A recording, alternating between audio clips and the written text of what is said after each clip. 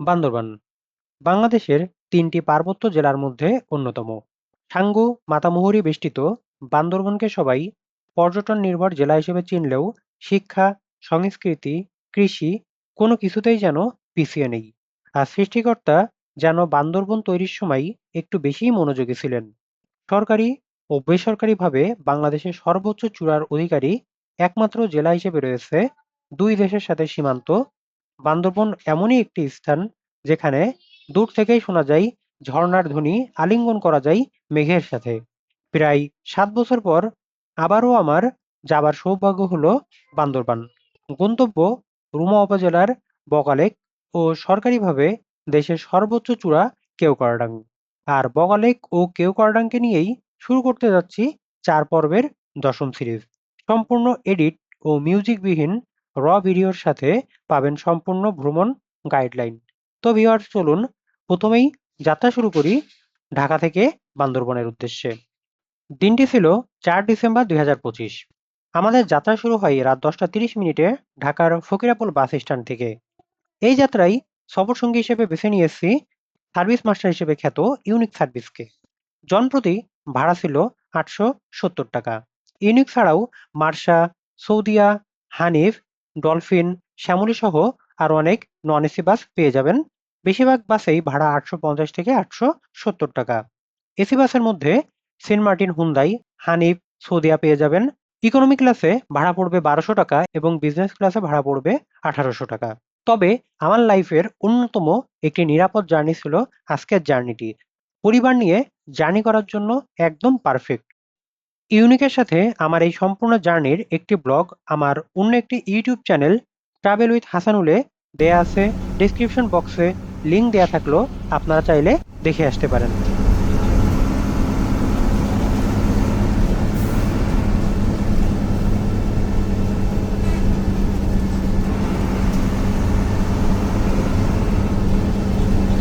রাত ১২টা ৪০ মিনিটে আমরা পৌঁছে যাই কুমিল্লার ড্রিম হাউস রেস্টুরেন্টে।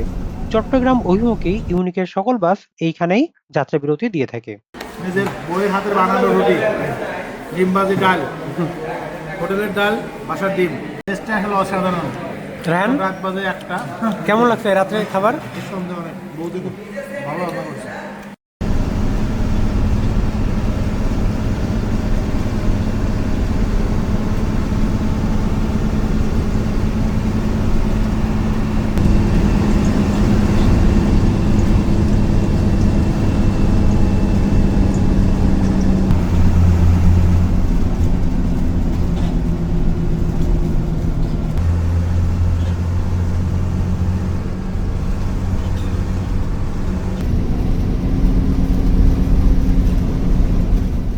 আলহামদুলিল্লাহ, ঠিক ভোর ৫টা ২০ মিনিটে আমরা পৌঁছে গেলাম বান্দরবন শহরে।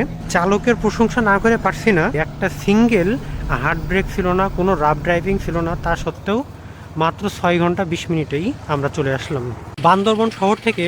আপনাদেরকে জানাই গুড মর্নিং। আমাদের পরবর্তী গন্তব্য বান্দরবনের রুমা উপজেলা এবং রুমা যাবার জন্য যেই লোকাল বাস, সেই সর্বপ্রথম বাসটি ছাড়বে সকাল ৭টায়। তো যাই হোক, আমাদের হাতে ১.৫ ঘন্টার মতো সময় আছে। এই ১.৫ ঘন্টা আমাদের নামাজ বা ফ্রেশ হওয়া, নাস্তা করা, এই কাজগুলো আমরা কমপ্লিট করে নিব। আমার এইবারের বগালে কেওক্রাডাং সিরিজের যে ট্যুরমেট যারা আছে তাদের সাথে আপনাদেরকে পরিচয় করাই দিই। প্রথমেই পরিচয় করাই দিচ্ছি মুস্তাফিজ ভাইয়ের সাথে। মুস্তাফিজ ভাইয়ের সাথে সেন্ট মার্টিন সিরিজ, নিকলি সিরিজ, আর কোনটা কোনটা ছিল, টাঙ্গুয়ার হাওর ছিল। দেখ, মুস্তাফিজ ভাইয়ের সাথে লাইভে অনেক ট্যুর করা হয়েছে। রায়হানকে আপনারা দেখছেন পাবনার চাটমোহর, সীতাকুণ্ড, মিরসরাই, এছাড়া বেশ কয়েকটা সিরিজে রায়হান ছিল। আর সর্বপ্রথম আসছি বাংলাদেশের একজন জনপ্রিয় কন্টেন্ট ক্রিয়েটর রোমিং উইথ দেবের, আমাদের দেবদাস দাদা। তো যাই হোক, একটু বলবেন আমাদের আজ থেকে কালকে বিকাল পর্যন্ত আমাদের প্ল্যান। আজকে মূলত থাকবো হচ্ছে রাতে বগালেকে। আমরা কেওক্রাডাং বগালেক ট্যুরে আগামীকাল পর্যন্ত থাকবো। আপনারা আমাদের সাথে থাকুন আর আমরা আপনাদেরকে চেষ্টা করাবো সুন্দর সুন্দর ভিউগুলো, যেটা আমরা ফিল করবো সেটা আপনাদেরকে দেখানোর জন্য। যাক, আমাদের সাথে থাকুন। সবাইকে অনেক ধন্যবাদ। ওকে। বান্দরবন বাস স্ট্যান্ড থেকে একটা সিএনজি নিয়ে আমরা সোজা চলে আসলাম রুমা বাস স্ট্যান্ডে। এখান থেকে এই যে বাসগুলো দেখতে পাচ্ছেন, এই বাসগুলোই সকাল ৭টা থেকে প্রতি ঘন্টায় ঘন্টায় ছেড়ে যায় বান্দরবনের একটি উপজেলা রুমার উদ্দেশ্যে। এই বাস স্ট্যান্ডে আসার পথেই আমরা ক্রস করছি থানসি বাস স্ট্যান্ড। ওই বাস স্ট্যান্ড থেকে আরেকটি উপজেলা থানসির বাসগুলো ছেড়ে যায়। এখান থেকে রুমা পর্যন্ত সময় লাগবে আনুমানিক 2.5 ঘন্টার মতো। এখন ঘড়িতে বাজে ভোর 5টা 50 মিনিট। প্রথম বাস সকাল 7টায়, আমরা প্রথম বাসে করে ইনশাল্লাহ যাব রুমাতে। তার আগে আমরা একটু ফ্রেশ হয়ে নিব, তারপর একটু কিছু চা নাস্তা করেই আমরা রওনা দিব। সকাল 7টা বেজে গেছে। আমরা এখন এই যে সামনে যে গাড়িটা দেখতে পাচ্ছেন, এই গাড়িতে করেই রুমা বাজার যাব। জনপ্রতি ভাড়া 140 টাকা। প্রথম গাড়ি সকাল 7টা 30 মিনিটে। ঘড়িতে বাজে ঠিক সকাল 7টা 30 মিনিট, একদম জাস্ট টাইমেই আমাদের গাড়ি রুমা বাস স্ট্যান্ড থেকে রুমা উপজেলার রুমা শহরের উদ্দেশ্যে যাত্রা শুরু করলো।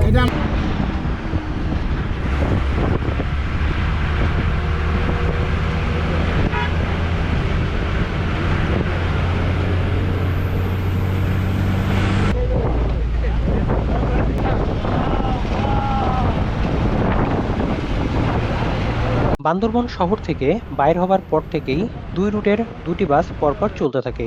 সামনের বাসের গন্তব্য বান্দরবনের আরেকটি উপজেলা থানচি, যেই রুট দিয়েই যেতে হয় নাফাকুম রিমাক্রির মতন পর্যটন স্পটে। পাহাড়ি রুটে পরপর 2টি বাসের ছুটে চলাটা আমরা বেশ ভালোই উপভোগ করছিলাম।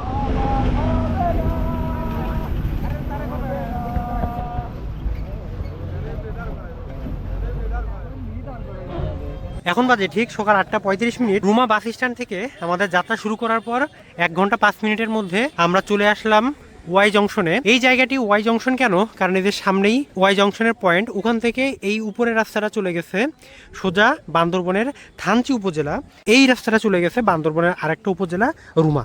আর এটা খুব সম্ভবত হেলিপ্যাড। আর সামনের ভিউটা একবার দেখুন।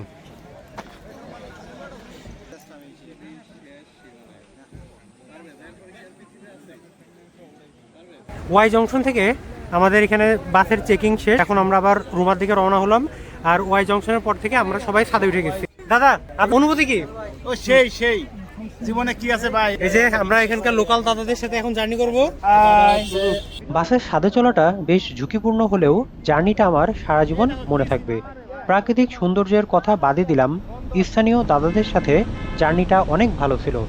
চলার পথেই শুনছিলাম তাদের ছোট থেকে সংগ্রামের কথা, পড়াশোনা করে বড় হবার কথা, সাঙ্গু ব্রিজ হবার আগে কিভাবে কষ্ট করে বান্দরবন আসতো সেসব গল্প শুনতে শুনতে, সাথে আড্ডা, গান, পাহাড় ও মেঘের সৌন্দর্য দেখতে দেখতে কখন যে সময়টা পার হয়ে গেল ঠিক বুঝতেই পারলাম না। তাদের বসবাস পাহাড়ে, আমাদের বসবাস সমতলে, তাদের সাথে আমাদের চেহারাতেও বেশ অমিল। তারপরও দিন শেষে আমাদের একটিই পরিচয়, আমরা সবাই বাংলাদেশি।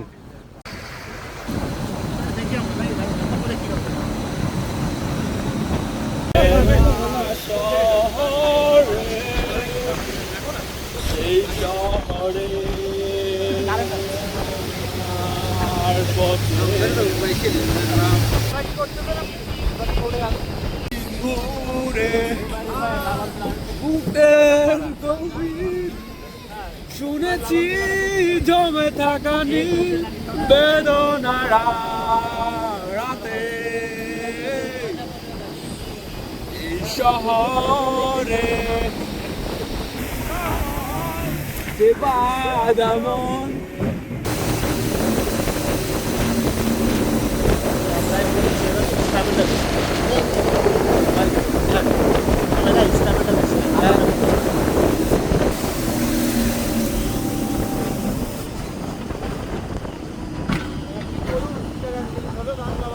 আমরা এখন ক্রস করছি একটি পাহাড়ি বাজার। দেখুন বাজারের পরিবেশটা। বাজারের নাম কি ভাই? মুরং বাজার। এখান থেকে রুমা 13 কিলোমিটার। বাবার সাথে মেয়ে স্কুলে যাচ্ছে।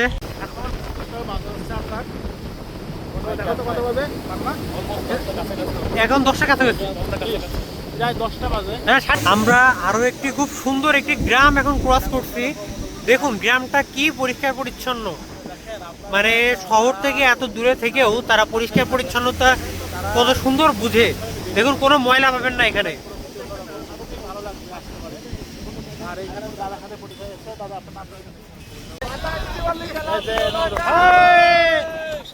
এখন বাজে সকাল ঠিক 10টা। রুমা বাজার এখান থেকে আর 4 থেকে 5 কিলোমিটার হবে। ঠিক তার আগ মুহূর্তে এখানে একটা চেকপোস্ট আছে। এখানে পর্যটক যারা আছে তাদের এনআইডি কার্ডের ফটোকপি জমা দিতে হবে। এই পারপাজেই আর কি এখানে বাস কিছুটা বিরতি দিয়ে থাকে। চেকপোস্টে আমরা সবাই ফর্ম ফিল আপ করলাম। প্লাস আমাদের প্রতিটা গ্রুপ থেকে যে কোনো একজনের আইডি কার্ডের ফটোকপি এখানে সাবমিট করা লাগছে। তো মোটামুটি এখানকার সব অফিসিয়াল ফর্মালিটিস শেষ। আমরা এখন আবার রুমার উদ্দেশ্যে রওনা দিব, এই বেশিক্ষণ না, 5 মিনিটের মধ্যেই। স্থানটির নাম ময়ূরপাড়া। ময়ূরপাড়া সরকারি প্রাথমিক বিদ্যালয় এটা।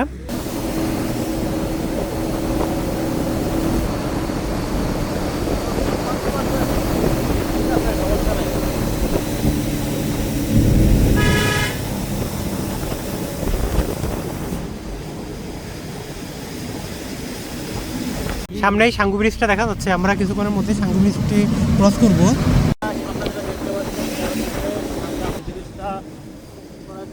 অসাধারণ ও সেই এত সুন্দর লাগছে দেখেন ভাই, এই ব্রিজটা বলছে দাদা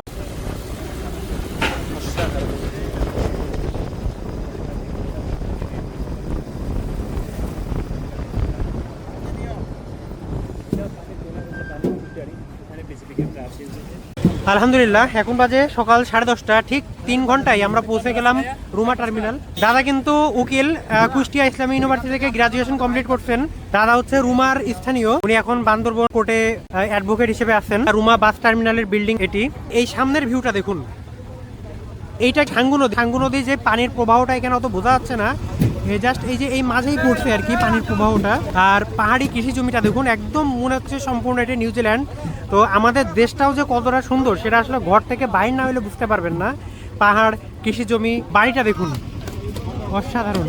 তো আমরা আর সময় নষ্ট না করি, এখন আমাদের পরবর্তী গন্তব্য বগালেক।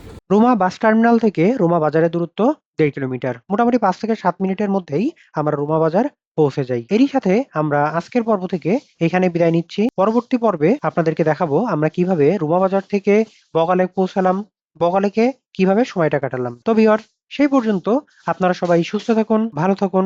আল্লাহ হাফেজ।